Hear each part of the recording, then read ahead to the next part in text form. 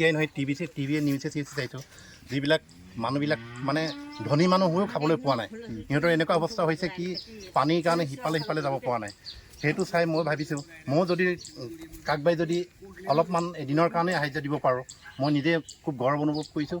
নমস্কাৰ, সকলোকে স্বাগতম জনাইছে। বান বিধ্বস্ত ৰাইজৰ দুৰ্বিষহ কাহিনীৰ কথা আমি জানো। আজি সেই কাহিনীৰ অন্যতম এক জ্বলন্ত উদাহৰণ জাজিমুখৰ নতুন গাঁও আৰু জাজিমুখ ভকত চুবুৰী। এই দুইখন গাঁৱৰ যি অৱস্থা দেখিছোঁ, যদি আপুনি নিজ চকুৰে যদি চাই নিশ্চয় গম পাব ইয়াৰ মানুহবোৰ কি অৱস্থাত আছে। ৰাস্তা পদূলি আপোনাৰ এতিয়াও একাঠু পানী, লগতে কাৰোবাৰ চাং ডুবি আছে, কাৰোবাৰ ঘৰৰ ভিতৰত পানী আৰু মেটেকনিৰে ভৰি আছে। ৰাস্তাত অকল মেটেকা। ইয়াত আপোনাৰ কোনো চিন চাপ নাই, ৰাস্তাৰ কোনো চিন চাপ নাই, ঘাই পথৰ। আমি ট্ৰেক্টৰত আহিছোঁ, ট্ৰেক্টৰে অলপ আমি বিপদসংকুলভাৱে আহিছোঁ, য'ত আচলতে জীৱনৰ নিৰাপত্তা নাই বুলি আমি ক'ব পাৰোঁ। কোনো ধৰিব নোৱাৰি ৰাস্তা ক'ত আছে, তাৰ মাজতো আহিছোঁ। আজি আমাৰ তিয়কৰ সুযোগ্য সন্তান হৰিচন্দ্ৰ মিলি, অৱসৰী সেনা বিষয়া হৰিচন্দ্ৰ মিলিৰ মহানুভৱতা আগতেও আমি দেখিছোঁ।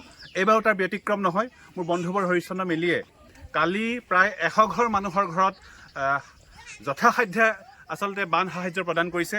আৰু আজিও আমাৰ টাৰ্গেট প্ৰায় 100 ঘৰ আছে। জাজিমুখৰ নতুন গাঁৱত আছোঁ। মই হৰিচন্দ্ৰ মিলিৰ কাষলৈ আহিম। যে বান বিধ্বস্ত ৰাইজৰ কাষত আজি আপুনি থিয় দিছে, আপোনাক আমি চেলুট জনাইছোঁ। আপুনি কি ক'ব? মানে বিশেষকৈ যি মই দেখিছোঁ, এতিয়াই নহয় টিভিয়ে নিউজে চাইছোঁ যিবিলাক মানুহবিলাক মানে ধনী মানুহ হৈও খাবলৈ পোৱা নাই। সিহঁতৰ এনেকুৱা অৱস্থা হৈছে কি পানীৰ কাৰণে সিফালে যাব পৰা নাই। সেইটো চাই মই ভাবিছোঁ ময়ো যদি কাকবাই যদি অলপমান এদিনৰ কাৰণে সাহাৰ্য দিব পাৰোঁ, মই নিজে খুব গৌৰৱ অনুভৱ কৰিছোঁ। কালিৰ পৰা সেইটো কাৰণে কালি মই কমচে কম 100 ঘৰমান দিছোঁ। আজিও ইমানে মই প্লানিং বনাইছোঁ ঘৰে ঘৰে কিবা এটা দিব পাৰোঁ নেকি বুলি। মোৰ ফালৰ পৰা যিটো পাৰিছোঁ সেইটোৱে দিছোঁ।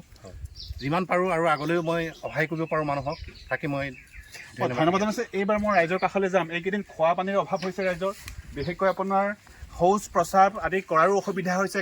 চোতালত পানী, আপোনাৰ ৰাস্তাত পানী।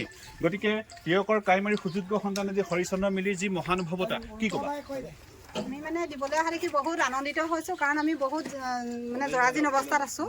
নাই প্ৰস্ৰাৱ কৰা, নাই পানী খোৱা, নাই লেট্ৰিন, নাই একোৰে সুবিধা নাই। মানুহ থকা ঘৰৰ অসুবিধা আৰু কাৰেণ্টৰ অসুবিধা। আমি মানে বহুত কষ্টত আছোঁ, কিন্তু এতিয়া তেওঁ দিছে, আমি বহুত গৌৰৱ অনুভৱ কৰিছোঁ।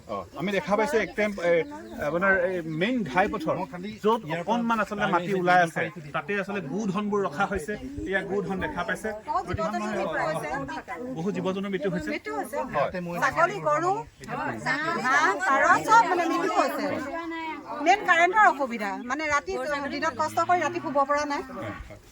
পানী শুকোৱাৰ লগে লগে যিহেতু আপোনাৰ বেমাৰ মানে ফেনাইল, ব্লিচিং পাউডাৰ, সেই দুটা বস্তু হ'লে মানুহ বহুত মানে অলপ মানে হতাশ পায় আৰু।